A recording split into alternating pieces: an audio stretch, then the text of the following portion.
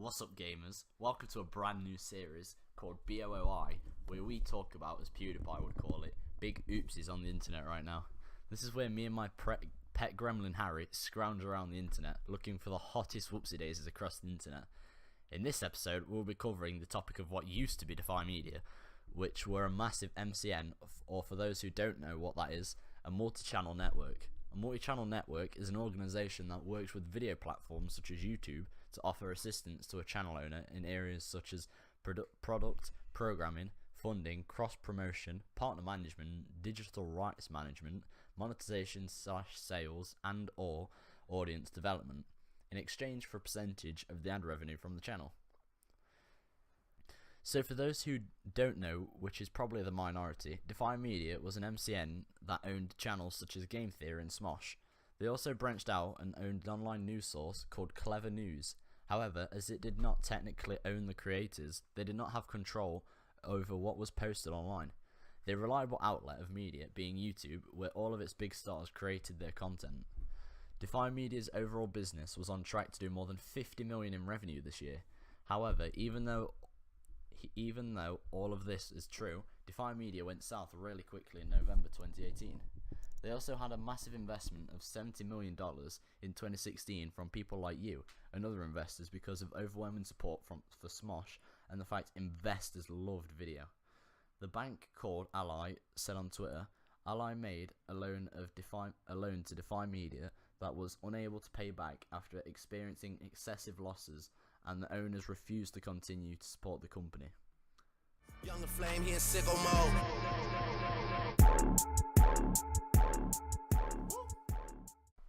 Partway through 2018, Defy Media asked their clients if they were able to give up a month's paycheck, and of course they agreed because they wanted to be a good partner. As MatPat later revealed, this was to make their books look better for the investors. Later in 2018 November, Defy Media shut down to being unable to pay bills and employees. Sadly, all of Defy Media's employees were let go without any notices. The bank Defy Media took the loan from is going to start paying debts. However, they are having to prioritise who to pay, and it's highly unlikely that a band of YouTubers is high up on the list. The reason you haven't heard of this sooner is because of legal reasons. Even if all the 50 creators were owed the same amount, it would still add up to about $34,000 per YouTuber. That's the average paycheck per year for a teacher. That's someone's livelihood taken to make the books look good. And according to Shane Dawson, these people are evil. Young Flame here in sicko mode.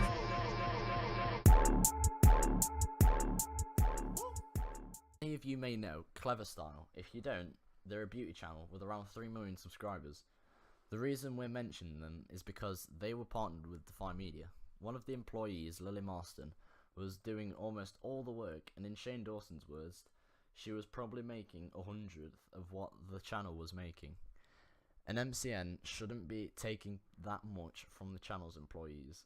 Another example of the scumminess that Defy Media partook in was taking money from the partners. In reality, Defy Media shouldn't have taken their money from the YouTubers in the beginning. Sure, the YouTubers agreed to the terms and presented to them, but Defy Media should have updated the terms. So in short, Defy Media are cunts. Some of the executives were even close friends with some of the creators. For example, Matt had a close friend there who he thought he could trust and someone he could rely on. But to then go and turn his back on him and break the already broke from the beginning bond. This person was congratulating him when his son Oliver was born, knowing full well that he is doing him over from the start. I personally can't even begin to imagine how much of a heartbreak he felt after receiving the news that they shut down, took the money and ran. And for him to think back on when that person really had even the guts to look Matt in the eye, knowing full well this was going to happen, was probably the thing that was even worse. It's like one of those things where you really don't understand what has to go through your head to even do such a thing. Young Flame here in sicko mode.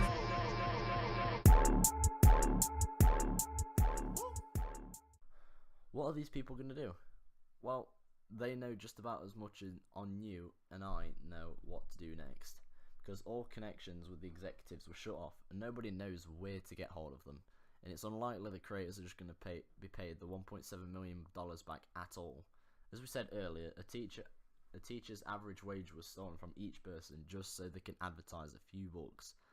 But apart from that, let's leave 2018 where it is and hope that something like that never happens to anyone ever again, because what happened in November was a terrible thing to happen to all of these YouTubers.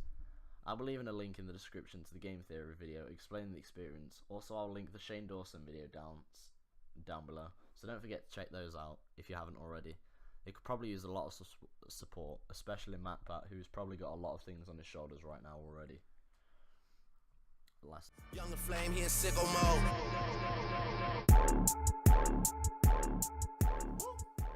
Right, I know this video is kind of sad and depressing, but it's a topic that really made me connect with these creators a lot more, so I decided to make a video on it to share how it connected with me to you guys. So if you enjoyed, please don't forget to subscribe and leave a like and tell me what you thought of today's videos for a change of pace. I'm planning to make more of these in the future, some funny and some serious, so stay tuned for that as well. At the time of writing this and editing, I'm not sure how long this video will be, but hopefully it keeps your attention. But anyway, see you guys in the next video. Sayonara! Ross is my name.